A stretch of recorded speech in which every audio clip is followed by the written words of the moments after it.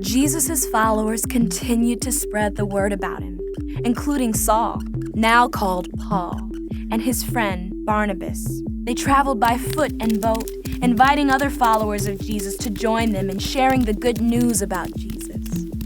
In each new city they visited, Paul would go first to the synagogue to share with the Jewish people that the Messiah had come.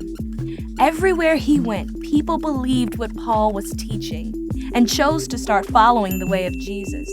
But some simply couldn't believe what Paul was saying, and others were threatened by Paul's message and began trying to find ways to stop him.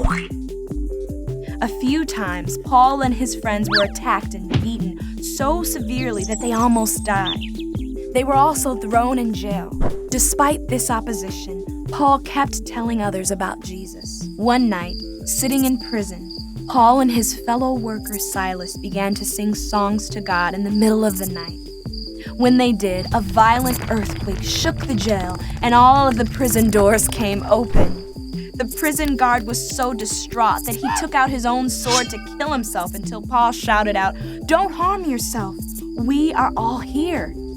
The guard was so overwhelmed by Paul and Silas that he asked them to tell him and his family about Jesus and about God's ways.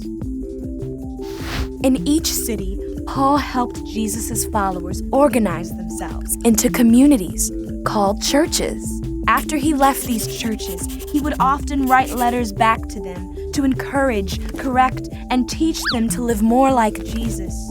These letters were read aloud in the churches over and over and have continued to be read by followers of Jesus for thousands of years.